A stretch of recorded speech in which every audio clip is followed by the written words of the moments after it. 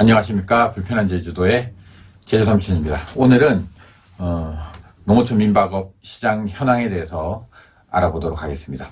먼저 본격적인 방송에 들어가기 전에 저번 주에 말씀드렸던 제주도 기피시설에 대해서 한번 먼저 확인을 하는 방법에 대해서 간단하게 알려드리도록 하겠습니다. 직접 와서 보는 것보다 최근에는 네이버 지도나 뭐 이제 카카오 맵 같은 그 위성 사진을 통해서 먼저 이렇게 전반적인 현황을 더 파악하는 게 훨씬 더 정확하고 수월한 방법이 아닐까 싶습니다. 저번 주에 말씀드렸던 기피시설 중에 뭐 도로야, 4차선 도로야 뭐 당연하게 이렇게 보이는 거기 때문에 일단 제외를 하고요. 돈사, 우사, 그리고 양어장, 네, 그 시설에 대해서 먼저 알아보도록 하겠습니다. 근데 우사 같은 경우는 사실 우리가 이제 냄새 문제이긴 한데, 우사는 이렇게 소의 변 냄새가 그렇게 심하진 않아요. 우사 전반 부근에만 있고 그 냄새가 이렇게 역하거나 그러진 않기 때문에 뭐 크게 이렇게 뭐 있으면 안 좋지만 당연히 이렇게 그것도 우사도 잠깐 돈사와의 그런 차이점만 간단하게 설명을 드리겠습니다. 그럼 먼저 사진 자료를 보겠습니다. 예, 돈사에 대해서 확인을 한번 해보도록 하겠습니다. 돈사는 이제 이렇게 위성 사진을 보시면 대부분 이렇게 파란 지붕으로 이렇게 구성이 되어 있는데요. 꼭 뭐 이게 법적으로 파란 지붕이어야 한다 이런 건 아니고요. 최근에는 보면 이렇게 찾기 좀 힘들게 이렇게 초콜릿색 색상 같은 색상으로 이렇게 많이 또 바꿔놓기도 하는 것 같아요. 그래서 지붕의 색상은 대부분 파란색이다. 하지만 꼭 파란색은 아니다라는 거. 그리고 돈사의 가장 포인트는 뭐냐면 지붕 옆에 보면 우리가 이런 시멘트통 같이 이런 가스통 같이 생긴 사료 분배기가 있습니다. 보통 2개 정도. 네, 여기 보시면 이렇게 2개 정도가 이렇게 붙어 있는데, 돈사 같은 경우는 대부분 이렇게 사료가 자동화로 이렇게 들어가기 때문에 돈사와 우사의 차이점은 이렇게 사료 분배기가 있다 없다. 돈사 같은 경우는 대부분 이렇게 이제 사료 분배기가 이렇게 철제 큰 통이 이렇게 위에서 보면 동그랗게 보입니다. 요것도 보면 이렇게 감추려고 색깔을 바꾸는 경우가 있는데, 이제 가장 키 포인트는 사료 분배기로 확인을 하시면 됩니다. 그게 돈사고요. 그리고 우사와 돈사의 차이점은 돈사가 보면은 조금 이제 직사각형인데 폭이 좀 좁습니다. 길게 이렇게 형성이 되어 있고, 우사 같은 경우는 이렇게 정사각형 같이 넓게 이렇게 분포가 되어 있습니다. 다음은 양어장입니다. 양어장은 당연히 이제 해안가에 위치해 있고요. 저는 개인적으로 양어장에서 나는 소음은 이제 산소 공급을 하는 그런 이제 산소 공급기가 이제 또 통이 있습니다. 그래서 거기서 나는 소음도 좀 굉장히 크고, 특히 밤에 좀 크고요. 그리고 또 사료 냄새가 이렇게 말로 표현할 수 없는 그런 냄새가 좀 나요. 비료 냄새도 아닌데 좀 비릿한 냄새. 예, 그런 냄새가 납니다. 양어장 같은 경우는 좀 이렇게 확인하기가 좀 용이한 게 해안가에 주로 붙어 있고요. 예, 그리고 위에 보면은 이렇게 검은색 천막으로 대부분 다 덮여 있습니다. 돈사나 양어장의 특징이 뭐냐면 바람 부는 방향에 따라서 이런 냄새들이 많이 퍼져나가거든요. 예, 그래서 이날은 갔는데 냄새가 안 났다. 그래서 냄새가 안 나는 게 아니고, 이렇게 봄, 여름, 가을, 겨울에 따라 나는 시기가 있습니다. 그 바람에 따라. 그래서 그런 것도 자세히 한번 체크를 하시기 바랍니다. 이상 돈사, 양어장 확인하는 방법에 대해서 한번 확인 드렸습니다. 이제 본론적으로 들어가서 농어촌 민박업 제주도 현황에 대해서 간단하게 알아보도록 하겠습니다. 제주도 농어촌 민박업, 그러니까 숙박업이죠. 숙박업의 개소로 봤을 때는 우리가 알고 있는 신라호텔, 제주호텔도 한 개소로 보고, 농어촌 민박업의 개소도 하나로 봤을 때 총 개소로 보면은 한 6,000개 숙박업이 있습니다.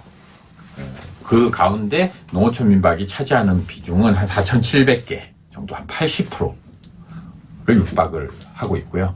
이게 객실수로 따지면 한 15%에서 한 17% 사이 농어촌 민박업이 비중을 차지하고 있지만, 업장의 개소로 봤을 때 이제 80% 육박을 합니다. 요거는 뭐냐면 다양성을 많이 내포하고 있다. 훨씬 더 호텔보다 더 높은 가격에 퀄리티 좋은 그런 숙박시설도 굉장히 많이 생겼습니다. 네. 최근 코로나로 인해서 제주도의 그 농어촌 민박업 같은 경우는 더 호황이었어요. 당연히 이제 해외여행을 못 나가다 보니까 그런 대체제로서의 그런 부분도 있고, 그리고 이렇게 이제 집단적으로 이렇게 모이지 않는 이런 독채형이라든지 이런 작은 소규모의 위주로 이제 이렇게 운영되는 농어촌 민박업을 더욱더 선호하고, 그런 상황으로 인해서 많은 호황을 누렸습니다. 코로나 기간 동안에 보면은 인원을 굉장히 뭐 이렇게 두 명 단위로 이렇게 제한을 했을 때 이외에는 굉장히 호황이었습니다. 근데 지금 같은 경우는 좀 이제 해외여행도 풀리고, 네, 비수기도 같이 이렇게 좀 끼다 보니까, 이제 좀 많이 좀 이렇게 좀 침체되어 있는 그런 상황이기는 하지만, 그런 침체나 이런 호황이 우리 주식시장 같이 이렇게 좀 많이 왔다 갔다 하는 그런 상황이 되는 거죠. 그래서, 옛날 처음에 이제 사드 문제로 터졌을 때 보면은 제주 숙박업이 중국 시장, 중국 사람들이 들어왔을 때 별도로 묵는 이제 호텔들도 따로 있거든요. 근데 갑자기 사드가 터지면서 그 호텔들이 중국인들이 안 들어오니까 내국인을 받기 시작하고, 그 호텔 가격이 뭐 3만 원대, 2만 원대가 되다 보니까, 게스트하우스 같은 경우는 더 가격이 가성비적인 면에서 봤을 때 더 저렴한 호텔들이 생기다 보니 또 이제 게스트하우스가 침체가 되고, 이게 이제 또 호텔이 또 비게 되고, 그러면서 이제 전반적으로 같이 이제 농어촌 민박업도 같이 이렇게 침체가 되는 그런 상황도 발생하기도 했었는데요. 그래서 이런 이렇게 내국인이나 이제 또 앞으로 뭐랄까, 해외 관광이 또 이제 열렸으니까 내국인도 나가지만 또 외국인도 또 들어오게 돼 있거든요. 그렇게 되면은 또 호텔이 또 이제 차게 되고, 또 그게 이제 또 전반적으로 또 영향을 미치게 되는, 그러면서 이제 농어촌 민박업도 이제 좀 더 활성화가 될 수 있는 그런 어떤 변화하는 그런 지금 과정에 있다고 보시면 되고요. 사실 농어촌 민박업 같은 경우는 외국인들이 오지는 않습니다. 거의 뭐 99%가 내국인 위주로 운영이 되고 있는 상황이고요. 에어비앤비 같은 경우라도 제주도 같은 경우는 이런 대중교통시설도 잘 안 되어 있고, 그리고 이제 여행 자체가 이제 렌트카로 이제 주로 이렇게 오시는 분들이 많다 보니 이렇게 농어촌 민박업에 외국인이 잘 들어오는 경우는 극히 드문, 그런 상황이 되어 있습니다. 하지만 외국인과 이렇게 연계되어 있는 그런 이제 전반적으로 그 시장이 공급과 수요에 따라서 운영되다 보니까 모두가 연계되어 있다라고 보시면 되겠습니다.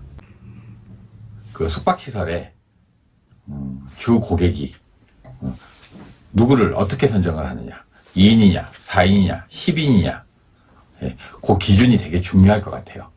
왜냐하면 지금 공급되어 있는 제주도의 숙박시설을 보면은 주로 2인에서 4인 위주로 공급이 많이 되어 있습니다.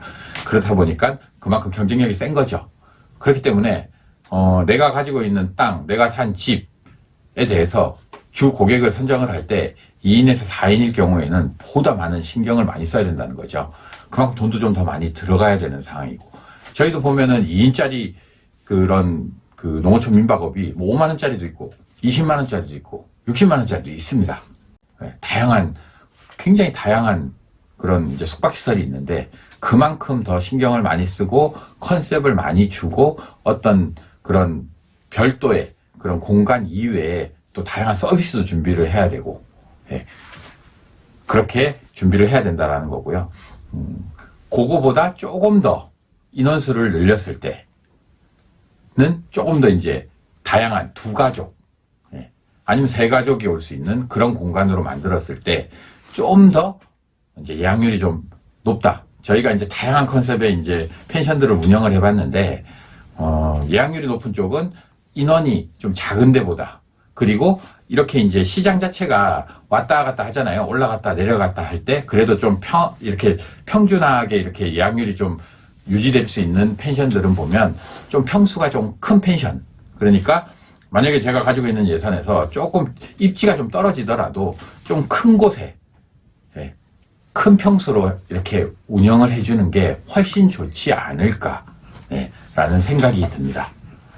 오늘은 지금 현재 이제 운영되고 있는 제주도의 이제 숙박업과 관련해서 우리가 가장 경제적으로 따졌을 때 수요 공급의 원칙을 가장 많이 따지거든요. 거기에서 이제 어떤 펜션을 준비해야 될지에 대해서 한번 알아봤습니다.